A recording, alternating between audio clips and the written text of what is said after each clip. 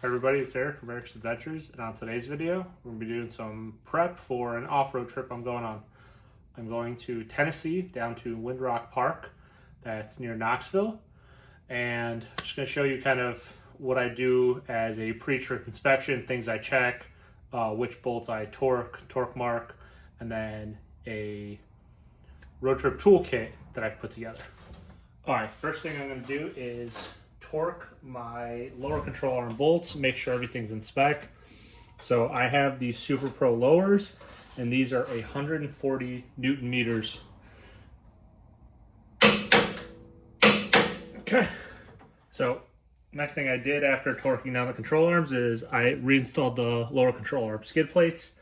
Honestly, I don't think these really do too much to protect it because the lower control arm is pretty beefy, but the benefit I do think these have is this sticks out way further and helps protect this inner boot, which you're less likely to get something to come up and like stab it. So been running these, I think it's okay. And then the last thing here for the front is upper ball joint. These are greasable, so I will grease these, and that is the last thing on this front end. In terms of pre-trip checks for the front end, so I greased the ball joints up here, put the cover back on. I reinstalled the lower skid plates. I checked the torque on the lower control arms, but this has a cotter pin, tie rod has a cotter pin, and because they have cotter pins, it pretty much prevents the nuts from loosening, so it shouldn't be a problem. So another thing, check the torque on the brake calipers, so that was good. Now we're gonna move on to the rear end. What I'm gonna do for pre-trip is torque the upper and lower rear control arms. So bolt here, another one by the shock tower. The lowers are 96 foot-pounds, and then the uppers, which kind of gotta get in here a little bit so you can see it right there, is 56 foot-pounds. So it's important to torque these when the full weight of the vehicle is on the ground, because if they are loose and you jack it up, it will put the bushing in a not like nominal position and can wear out your bushings a lot faster. What I'm doing to get the GX ready is installing my transfer case skid plate, but as a lot of you know, I have an aftermarket exhaust, so the white pipe was actually getting way too close and hitting the transfer case skid. I've been running without a transfer case skid, but I figured now it's time. These are the stock spacers you get from RCI, and then I made this one. So I'm gonna stack these on top to give it a little more height, and hopefully that'll space it out just enough so that it doesn't hit anymore. We are now at the tools I'm bringing on my trip. Here's my tool roll. So got 4 pouches here and then 2 smaller ones up front. This rolls up, Velcros and clips. So I'll show you what's gonna go in here. So 1/2-inch Milwaukee stubby impact with a 2.5 high output battery is gonna be charged. This thing, fantastic. 1/2-inch ratchet, and then 2 3/8 ratchets, a long and a short, both flex head. For wrenches, I've got an 8, a 10, and 2 17s. These are ratcheting flex head. This is a solid one.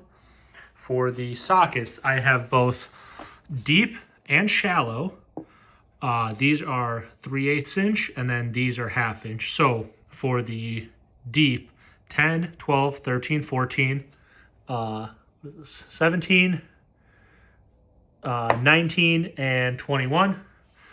And then I have 10, 12, 13, 14, 17, 19 shallow. And the nice thing about these is they fit on a 17 millimeter wrench, or they fit on a 3/8 ratchet. So these are flexible. These are from Astronomatic, great stuff.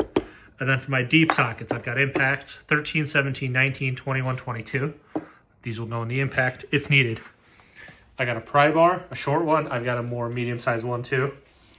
I have this knife, which works as a utility knife, but then if you go up, It works also as a scraper. So this thing is great. I've got a flashlight in the car. I have a 3/8 kind of short and medium length extension. I could stack them if I need to. Same thing with 1/2 inch. Moving over to the pliers. Standard pliers, set of cutters. I have these smooth jaw Knipex pliers, and then I've got these Cobras that are in a large and medium size. These are fantastic. And then I have a pair of channel locks.